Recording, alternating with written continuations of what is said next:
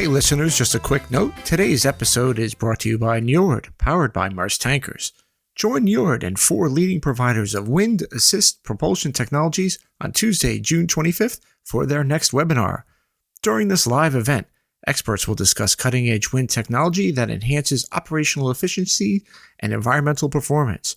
Hear from Christina Alexandri Munoz of Bound for Blue, Jukka Kulkoski of Norse Power, Simon Schofeld of Bar Technology, Nicholas Dahl of Oceanbird, and Steen Sander Jacobsen of Njord. Don't miss this opportunity to gain valuable insights into the future of maritime technology. Register now to tune in live on June 25th at 10 CEST. Check the show notes for registration link and on to the show. Welcome, everyone. You are listening to The Last Dinosaur, and I'm your host, Chris Aversano. Today's guest is Zoe Upson, director at FACT. FACT, or Freight and Commodity Talent Limited, is becoming a market leader in the shipping and commodities talent solution. FACT also recognizes that businesses need to consume talent acquisition services in ways that suit their demand and their needs, and reflected in their, that's reflected in their integrated approach. In tandem to the recruitment services, FACT has a dedicated team members to help set up new desks or offices, offering turnkey solutions for your successful expansions. Zoe, welcome to the podcast.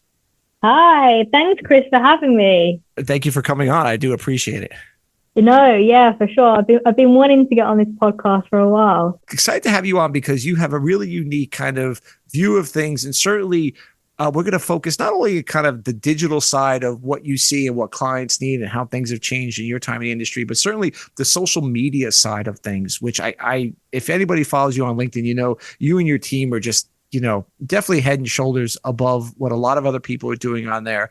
And I think I'd love to talk about that. But now what's going on at FACT? You had a recent, speaking of your social media, I saw you traveled to Dubai. How was your trip? Talk about expansion as part of what your company does. Tell us a little bit about what you got going on. Okay, amazing. So just first of all, if people don't follow me on LinkedIn or anything like that, I used to be a broker back in the day. Fantastic. Used to work for Johnny B at FIS. And then, I've got a young daughter. I wanted to have a better work-life balance. And that sort of led me into utilizing network, using my skill set. And I've never looked back. And I literally genuinely love getting up every day. Something which I quickly found when I started working on the recruitment side of business is seeing where there's problems. And then I have the power to offer solutions. That kind of really got me excited. And throughout my career as a broker, I saw little gaps of why isn't shipping why does no one think to go into shipping? That really took my mind. I didn't think about it. I used to stand on the broking floor being the only woman and why don't more girls do this? This is so fun. This is so awesome. And then just as time's gone on, I've seen more problems and try to bring more solution. Okay, so Dubai. When I was at FIS some time ago, the Dry Boys went out to Dubai. They were one of the first teams to go out there. Naturally, there's been a lot of appeal with nice weather and tax. Now, where I think we've seen so much change in the market, how it works, but also where the shipping hubs are, lockdown made a massive shift, right? So in Singapore, you had a lot of disgruntled expats. They needed somewhere to go, Dubai. You also had a big shift of people going from Hong Kong to Singapore, which was predominantly Chinese. And then you had expats who were in Singapore, Dubai. Then also, what was another situation is in England, you had a lot of people working from home, right? And they didn't need to be in the office every day. And Dubai was quite a bit more lenient in terms of its rules and regs and whatever else when it comes to wearing masks and being free. And I think a lot of people sort of thought, do you know what? We've got to work from home anyway. Let's take the family out to Dubai. It's sunny. All of a sudden, people start building offices there and it snowballs. It's like a total snowball effect. So just give you some stats and numbers there. Dubai's current population is 3.6 million, but in Q1, 700,000 people relocated this year. And we're anticipating that number to come 5.5 million. We have seen 100 hedge funds establish themselves in DIFC, so that's a region of Dubai. 100 funds, yeah, but they're not all there yet. So we know they've set up their entities there, and we know a lot of people are going to be relocating there. We also anticipate 1,000 brokers to relocate there.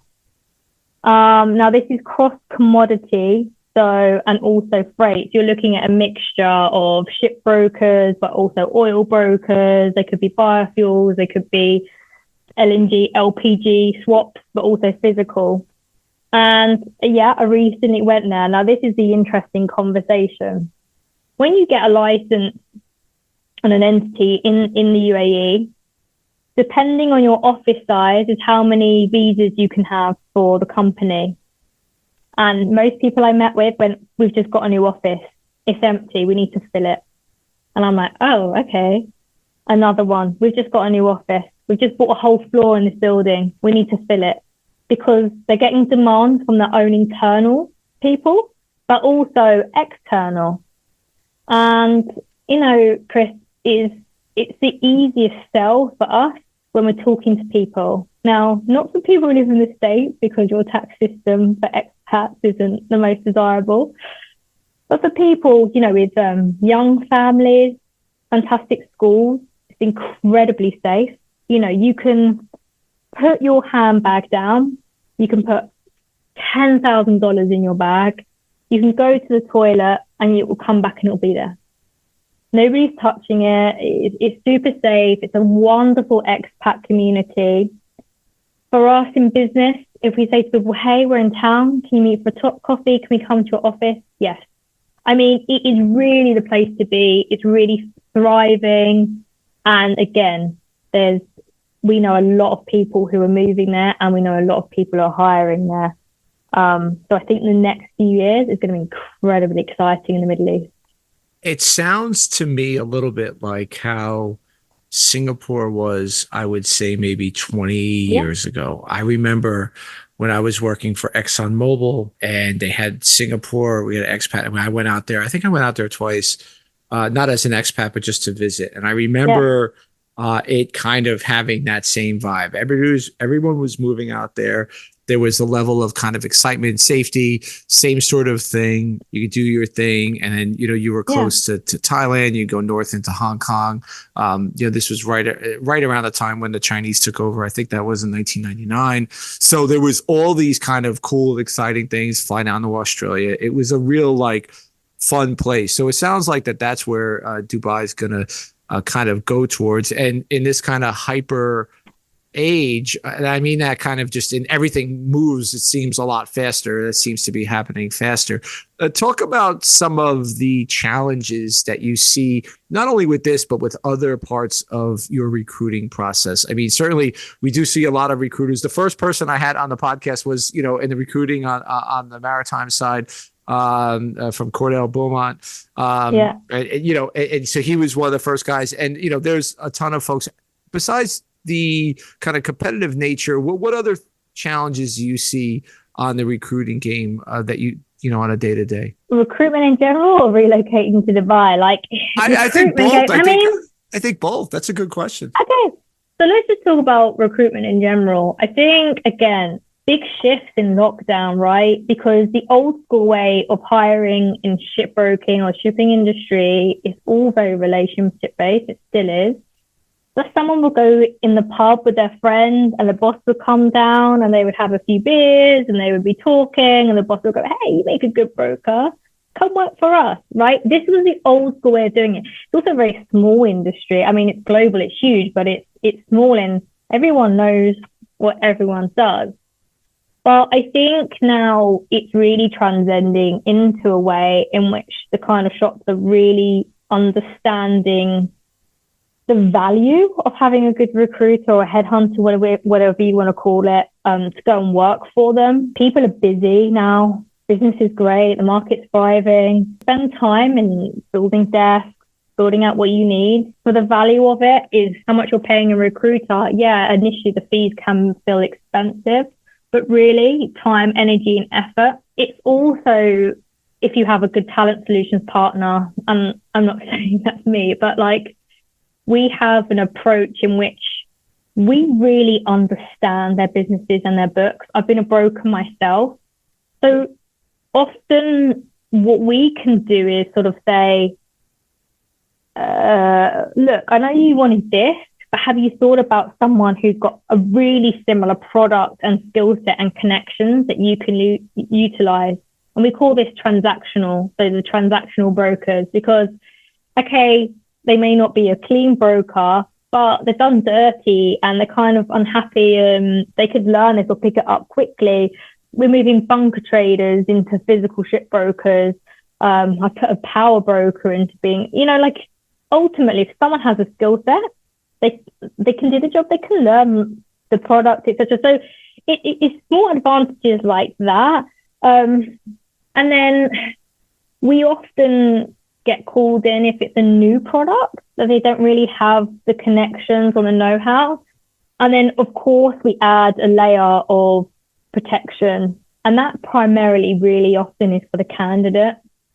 So if it gets out in the market that somebody's looking for a job, that goes round pretty quickly. And we are watertight, not giving names out. So sometimes we will speak to, let's say, for example, SSY. Hey, do you have availability on this product, this region? They will say, we're covered, we're not, whatever. If we feel that there's not a space for them, they'll always say to us, who is it? Who's looking? And we say, no, we can't tell you. Until we know that this could potentially work, we have to protect the candidate. And that way, I think we're building quite a bit of traction with the candidates per se, because they're trusting us to keep them protected. And also, they don't want to upset their employer, right? It's just, there could be some small reason why they want to move, but ultimately, they don't want to jeopardize the role they're in. And again, we like to be that layer of protection. I'm just trying to think of any sort of issues that we sort of foresee. I think some people are quite nervous about AI taking jobs. I mean, there's certainly technology now that can pretty much do a recruiter's job. I've looked into building it. But for me and our industry, there's some things that you can't teach AI and some things that they can't deliver. And the one thing I absolutely adore about shipping is it's so relationship based. I read a really interesting book years ago called The Middleman Economy, and they talk about recruiters, brokers, all these other people. Like, they're just going to get rid of them in years, forget it. And the thesis was, this was before AI. It was like, no, there's always going to be a level. And I think you said the right thing, protection, right? Just as you're protecting both sides of a deal, a shipbroker, they protect an owner, they protect the charter. Hey, make sure you have this clause in. Hey, make sure, Mr. Charter or Miss Charter, that you agree to stainless steel tanks, because remember, last time we put in epoxy, it didn't work. I mean, I that's my own experience speaking as a charter for ExxonMobil, and I think that looking at what recruiters can do, or I love the talent solutions, because if they look at it on a transactional basis and go, well, it's too much money, but what's the cost of getting it wrong, A, and B, what's the cost of you, let's say being a senior broker or a partner, having to go spend time sifting through resumes, and okay, well, I met the guy for one drink, a couple of drinks, he's great.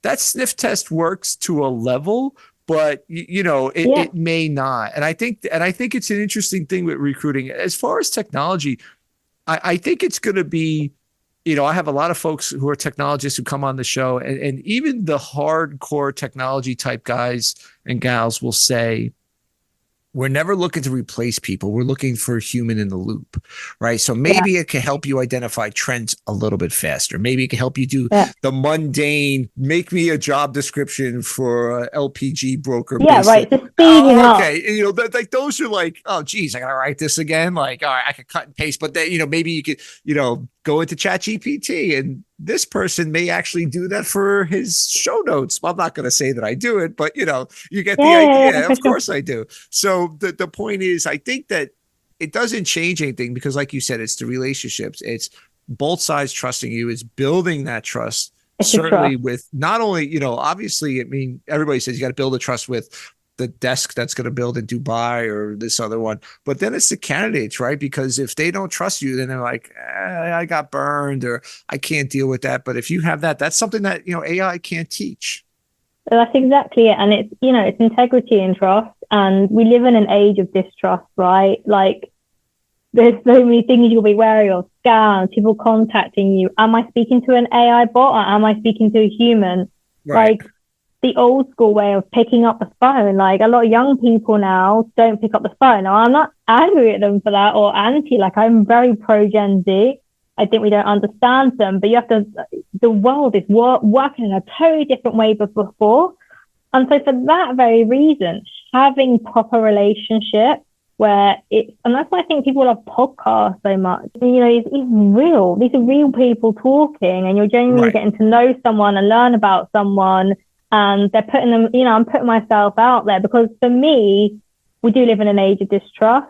Everything's so like on screen and tech and whatever else. And I'm like, no, we're real people. We're genuinely passionate about what we do because Let's do, yeah.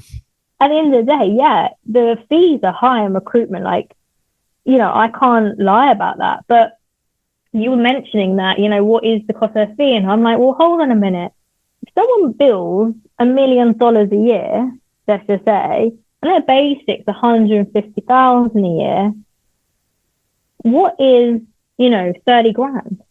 It's like honestly in the big scheme of things. And it's Oh, yeah.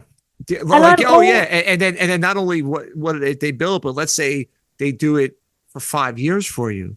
What's your ROI on that person? And that to me is certainly something to think about, right? And if you get it wrong, then you're 6 months behind where you want to be. Yeah, and I think the thing is, it's quite interesting now is like, if you're not working with a recruiter, what are you missing out on? And, you know, we've some people who have got, you know, long established relationships with competitors and we're like, amazing. Like, we're not focusing on what the competition's doing by any means. Like, there's enough business in this market for everyone. I think, actually, I spoke to a recruiter the other day who recruits in recruitment, right? So he's like pitching me and recruiters to hire. And I think in recruitment, in commodities, freight, like who's in that? I think there's 124 recruiters, right? Sounds who are really right. specialized. That's actually not a lot when you think about, I mean, my God, there's probably 10,000 people alone in Trafalgar. Like in the big scheme of things, you know, there's enough business for everyone in this market. I think you just got to find the recruiter who matches you and also what they recruit in. So you've got ones that specialize in legal, you've got ones that specialize in P&I clubs, you've got ones that specialize in different regions. There's something for everyone, but I am really like for the service that we offer. And I just know like how happy our clients are, and we work differently. Just messaged 2 clients before this because I had an idea for them, right? Hey, would you be open to this? If I can bring this to the table, would you look to do that? And they're like, yeah, of course. And that's why we kind of refer to ourselves as a bit of talent solutions, because we don't just want you to give us a job and then we fill it, because, you know, that sort of anyone can do. What we want is to really get to know you, what it's like to work in your office. Like, I want to come and see your offices so I can tell people who we're speaking to, you know, what your core values are, the people, and the more people we place into a company, then all of a sudden I'm like, well, I put Joe Blogs in this company and he's super happy and he loves it. And if you want to speak to him to hear his experience, like you can. So we are very of the premise it's very a lot of repeat business, and us sort of being in-house but out. That's what we try and do, and that works well for us. And again, we like to offer things differently. Like we try, you know, we do a lot for women in the industry. Yeah, I want to talk a little bit about that, because that's one of the things that keeps coming up, and just with you guys and with the industry as a whole. You know, I had somebody, I had a lawyer on a couple of episodes ago in the spring, Allison Cusack, and she said to me, She's brilliant. I think it was her, and she said, well, I have a solution to you know, the hiring dearth in this industry, mostly at seafarers. Hire more women. You're not hiring enough of 50% of the population, so let's just hire more women. And yeah. what kind of I was thinking about is you know, when you said that, you know, a lot of times it's here, meet this person, usually a guy, and they get hired and stuff. I think you're missing out on a lot of talent, on a lot of ways of looking at problems maybe differently. Talk to me about how kind of you approach not only the firms, but potential talent to come into an industry that is, let's say, getting better at hiring outside of the what has been done in the past, and not just from your point of view, but for like the industry as a whole, because you see it all over, whether it's what you're dealing with or just the industry as a whole, and you've been involved enough to kind of really have an opinion and kind of where it's going. Yeah, 100%. The first thing that we always say, because it's so like pro women coming into the industry, and people sometimes think we're like anti-men. We're not at all. I love men. I've got this amazing I don't see, like, I people say that, and I kind of scratch my head a little bit. I'm like, yeah, dude, take it easy. Nobody's anti-anybody. No, not at all. I just, the thing that I see for this, and I'll let you go. The thing that I see for this is just people have to, and I'm using an old school term, open up their Rolodex a little bit more outside their comfort zone. And then they can figure, and they don't know where to look sometimes. So that's. I mean, I'll just go through. So again, we always say something. It's best talent, right? So we don't say, well, hire her over him because, you need a woman. No. We are very like, we want to put the best of the best into our companies and hold them there for a long time. That's what we're about. We want to add value where possible. But just for an example is, we get a lot of people coming to us for graduate schemes, for graduate programs, and amazingly, sometimes there's been years, not this year, it's been totally different, but the year prior to that, it was like there was hardly any graduates about, right? We get people coming to us, hey, we would love to get a girl because we want to be more diverse. And I'm like, okay, amazing, this is brilliant. We put a job advert out on LinkedIn, and my LinkedIn gets really good traction. We had 300 and something applicants. One was female, one. So in order for us to get those stats and those rates up, we have to headhunt them all individually and speak to them about a career and what we're doing. Now, we have a women's group called Women Together, and we're trying to get in with the universities. That's something we've got in progress to be doing. So we want to have someone at each university to go and speak to girls about careers in shipping and commodities, but there's only so many hours in a day. But it is really proactive going out there. I mean, I'm going back to my school in June to speak to girls about getting into shipping. I am constantly speaking about to my clients about what they can do, like what maternity packages do you have? Oh, we've not looked at that. I'm like, that's a massive sell. If you've got a good maternity package, right? Then that can be really appealing for me. How many women do you already have in your office to be a role model or an example? Because, a lot of time, as I said to you before, boys will be talking and they'll meet their friend and they'll be in the pub, and then, okay, that's a bad example to say, then he gets into his Porsche or nice car and says, hey, I want to live like that. But that's a bad example because he's been drinking. But basically, you see someone, they're being super successful, and then you need to ask the question, what do you do for a living, right? And so boys are hanging around with boys, they see their friends do people, oh yeah, well, I work in shipping. We need that shift to sort of happen with the girls. And that's what, when I was coming through in the industry, I didn't have a role model. There was no one. I had amazing male mentors. Like, I cannot fault the people who put their arm around me and said, Zoe, come meet my connections, let me introduce you, let me help you. I could pick up the phone, hey, I'm looking to speak to someone at Vito, and then someone will go, hey, listen, I'll introduce you to my friend. Like, amazing guys in this. But I would just have loved to have a girl I could have gone to and said, I need to discuss about my bonus. I need to discuss about getting a pay rise. And so that's something in which I think we need to be so much more proactive, because everyone says, I want to hire more men. Nobody says, I don't want that. I think everybody understands that in order, if you have a diverse workforce, then you're going to be stronger. Like, everyone agrees that, everyone says, I'm happy to hire more girls. It's just, historically, that hasn't been the case. The fishing pool of actual talent is not as high, but we have to be proactive in maybe looking at someone who's worked as an oil broker, who maybe become a tank broker, a really talented recruiter who's really strong at building relationships. Okay, we'll bring her across and make her a freight derivatives broker. I mean, there's so many examples. It is so many samples. Well, one thing, like, I pivoted from being a broker to product manager, which there's a lot of Right. overlap. But one thing I do want to ask you, usually I ask this more towards the end. We have a little bit more time, but I usually ask this towards the end, but you bring it up so perfectly here. And that is this: when you go to the schools, and you're going to go to school in a short while, and you're working with other women in the industry about like, okay, we need to recruit more, women. We need to be proactive. The 1 of 300 is a great example, by the way. What do you tell potential talent in this industry, potential hires in this industry? Like, why is it so great? Zoe, look, I'm not going to go into an industry that has historically not really embraced women. I'd rather go into marketing or something that has been more kind of embracive of it. And again, I'm not 100% sure. What are you going to be talking to them about? For me, what I can only speak of is like my experience to really sort of inspire them, right?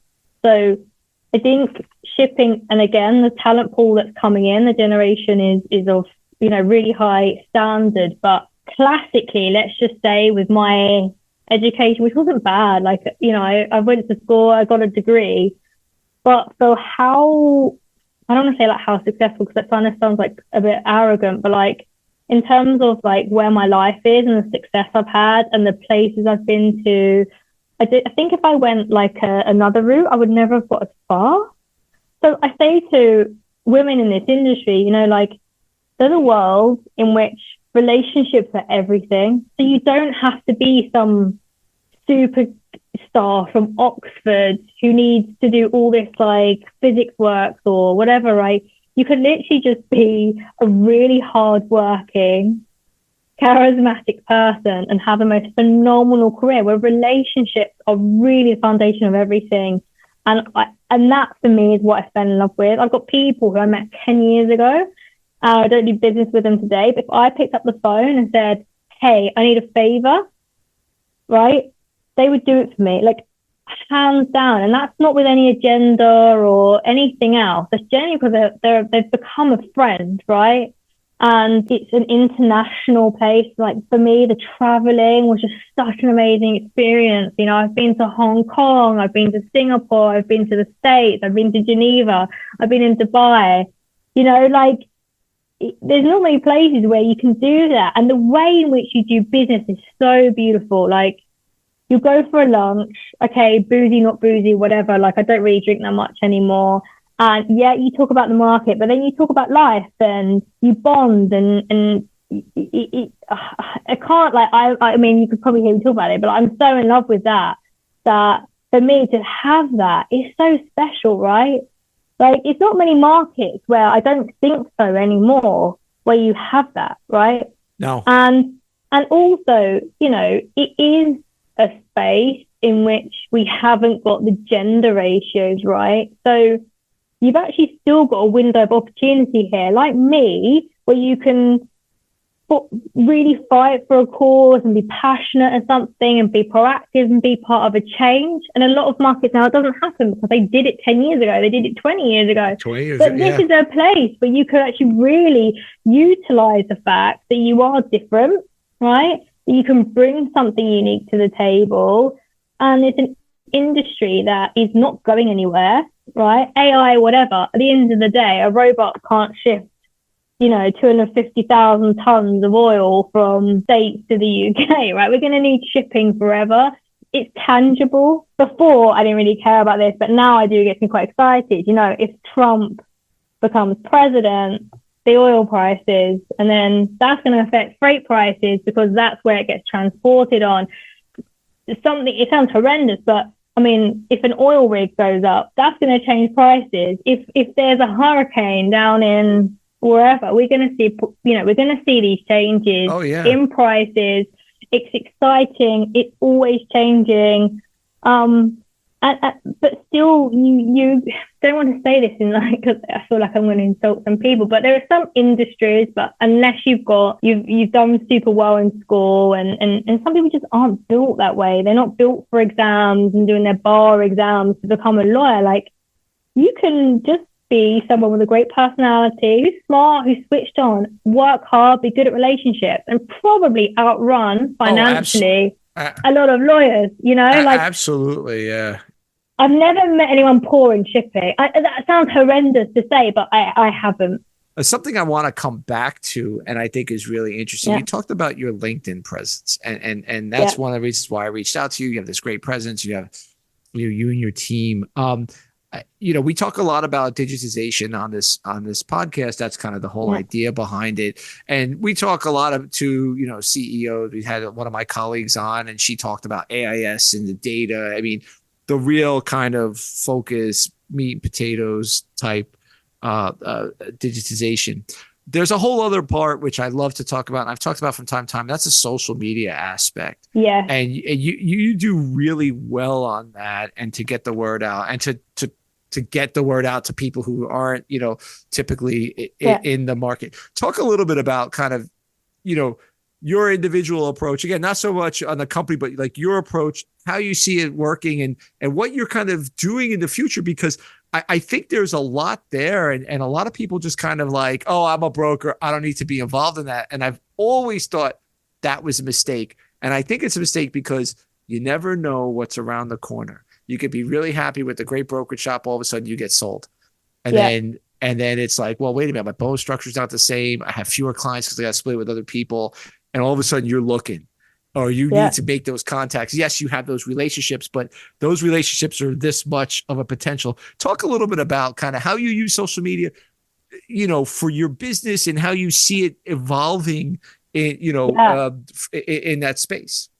So, okay, LinkedIn. Oh my God, we could do a whole podcast on this, but LinkedIn is by far the most powerful tool we have today for business, right? And as I said before, shipping is about connections and networking. But ultimately, we live in a new era and a new world, and you have a younger generation that didn't have to call their friends up on the phone to meet up and be at that place and time, because that's the only way you were meeting each other. They've constantly had their phone in their hands, right? So you have to understand they're the future, and that's how they've been raised, right? People don't understand LinkedIn as a platform, right? What they see it as is, oh, I can't bother to go on there because I don't want to get badgered by recruiters. Yeah, recruiters use it all day, every day, right? We run our whole businesses off it. But you're missing the point. It's also not a sales tool, right, to sell stuff. Like, that's not how it should be used. What people don't realize is it's a networking platform. It's not a sales platform. It's not for you to get another job. It's a networking platform. And everybody is going on it, and all the future generations that are coming up are going to be on it. Like the grads now are all on it. They're using it. They're utilizing it. And I can tell you now that the shipping and commodity space do not utilize it to its full potential. And I mean, it is absolutely massive. I obviously teach. I've got Casey and Ben who now work with me. I've got Murder in India. I'm so like, you have to get to grips with this and how powerful it is, because this is going to sound a bit cocky, but I'm not saying it to be cocky. I'm just saying it for people who are listening to understand how powerful it is. Since I've been in recruitment, I've never made a sales call. Not one.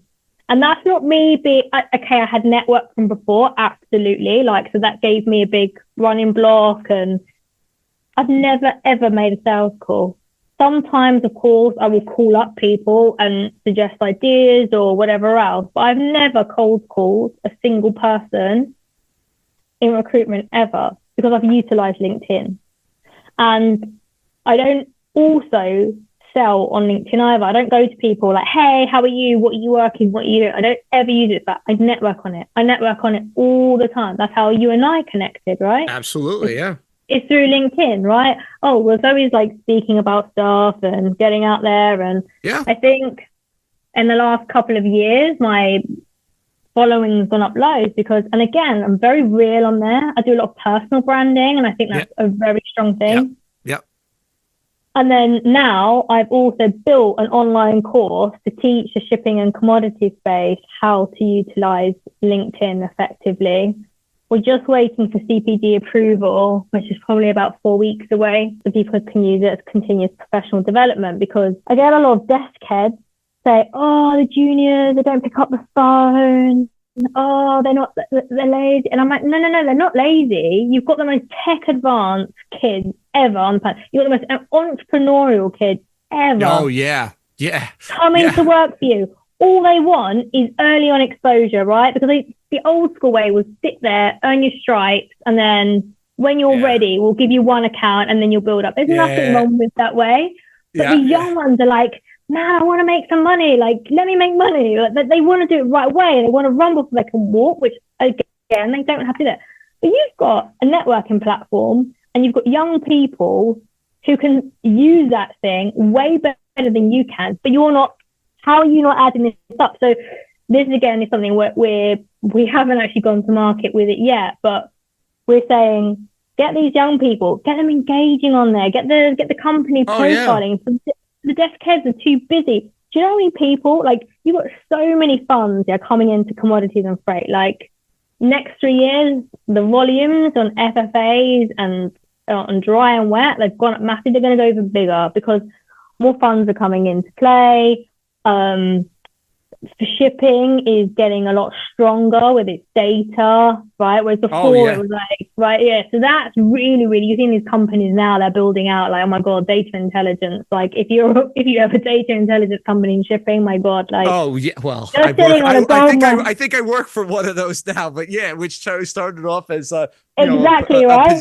The Q88 platform, which was simply just specs of the ship formatted in a way that was never seen before, which was very simple in a database on a continuous basis. Now we're part of a data and intelligence organization that, is just getting bigger. And I think you're absolutely right. I think I've seen, and there's a couple of companies, I don't want to say them, but like that I go, man, if you spent like as much time as I spend on like just promoting my podcast on their product, I could grow revenue 10% without doing a darn thing, without like literally doing one other. I'm positive I could grow. And there's like 2 or 3 companies that I know that have been around forever, and they have no presence on LinkedIn. And if you were to go out there and do a little blog post about what we see, and I don't want to give away too much about how we're doing things and what we see, the little data thrown in there. You want to know more, learn, click here for my product, and I could grow that and just be revenue stream without ever having to make another call. It is crazy. So I did a post yesterday. I took a picture of my daughter, like when she was like 2 sitting or 3 on or something. Yeah. Right? She's sitting at FIS on the phone, like with a big heavy black phone, and she's sitting there. And I was just, just writing about like, look, here's some ways in which you don't need to have a qualification, but you can show up and become a really valuable, member of staff by just doing these simple things, right? Being the first one in, being the last one out, and I was talking about that as my experience of, how I sort of like paved my way a bit as a junior broker. And also just like, it's just something to post about, right? So, I was just passing off some top tips and I referred it back to junior brokers. I think I had maybe 5 young people contact me like off the back of it, like, hey, look, I really want to get into broking, whatever else. We also had one young man, can't say who he is, he's got years experience and he wants to make a move. He's in interview tomorrow. So that got posted yesterday. He's contacted us. We've got him out for interview. Like it's so that. I can't tell people enough. Honestly, and getting new leads in business, okay, like you can't necessarily get junior to get on and like they don't know what they're doing, suddenly take on that account, but they could definitely bring the lead to the table. Absolutely. And build a relationship and then bring them into the company. And I sometimes look at some people's LinkedIn pages and I'm like this, like, but hopefully once the course goes live, people will actually get it and they'll utilize it. But I honestly say your people are not generating hundreds of thousands, if not millions, from using that platform, and it's absolutely free. It's free. It's nuts, right? Yeah. Or if you do the premium, it's like £50 a month or something like that. But it's not even. Yeah, it's like I think it's like $30 a month. Yeah, it's really interesting because I did something similar on earlier in the week. I posted, I did a golf outing with the Connecticut Maritime Association. I posted, and I've always kind of struggled to get people to go. And I had somebody from our Boston office like, dude, how do I go? And I'm like, oh, good. Now I know I can rely. It's just something similar. Now I know I can rely on you next year. I can fill one less spot because sometimes golf outings I can't go. You get people cancel. Now it's like, oh, good. Now I'll have somebody else, and they see the value of using that. And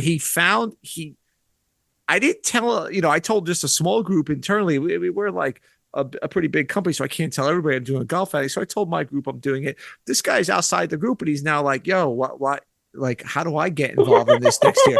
And it's something, again, not the same. It's a similar thing, only because I posted on LinkedIn. I'm like, hey, golf outing, that's unsponsored. It was great. This is a great conversation. Like you said, we could go into the merits of LinkedIn for hours. We could do like a Joe Rogan-esque type podcast. We talk 3 hours about it. That's not my format because who the hell wants to listen to me for 3 hours? As we wrap up here, I'd love to ask, I know you're traveling. I know you have talk about your daughter and a lot of between the company and your daughter and everything. You may not have time to do this, but what are you reading?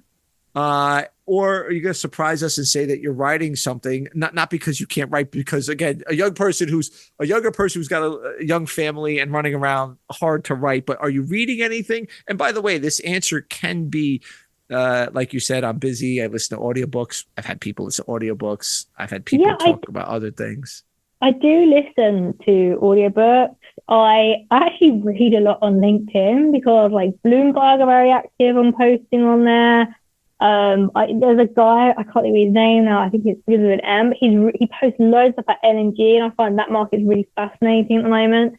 So I read a lot of people's posts actually on LinkedIn because they're sharing these fascinating stats and data and everything, right? And I'm like, whoa. And I'm like, hold on a minute, like, someone, the Qatar Energy have just listed like loads of like LNG vessels. And I'm like, oh, this is so exciting. Let me message like an energy broker for the order book, right? Because so I do spend a lot of time on that.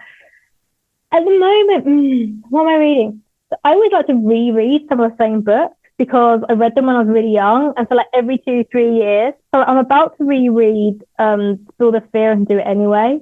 My business is growing and building, and sometimes I'm like, should I just stay the one-man band after building out a big company, which we're now sort of growing into slowly but surely. And so that is one I really want to reread again, because for me, it's so true. I think we're so constrained by fear, and that's just a thing in your head. And the minute you do it, you feel so much better about it. And it wasn't that scary. And 9 times out of 10, it works out, better than you ever imagined. So I'll probably go for that. But yeah, at the moment, my days are full. Yeah, I can imagine. I try to read some stuff, and I try, and then you fall into the trap of, I'm just going to sit down and, check out Instagram for 10 minutes. And next thing you know, it's like an hour later, like, oh, I could have been more productive. And then, you can't beat yourself up too much. But no, this was a great conversation, Zoe. Thank you so much for coming on the podcast. I appreciate it. Good luck with building out your team and can't wait till you launch your LinkedIn learning program. So thanks again for coming on the podcast. Thank you, Christopher. Once again, this episode was sponsored by Njord, powered by Maersk Tankers. Just a reminder, on Tuesday, June 25th, join Njord and 4 leading providers of wind assist propulsion technologies for a live event. Discover how ship owners can integrate cutting-edge wind technology to secure a competitive edge. Panel includes Christina Alexandru-Munoz, Jukka Kokoski, Simon Schofeld, Nicholas Dahl, and Steen Sander Jacobsen. Register now and tune in live on June 25th at 10 CEST. Don't miss out, and the registration link is in the show notes. Once again, I'm Chris Aversano, wishing you fair winds and following seas. Thanks for listening to today's podcast.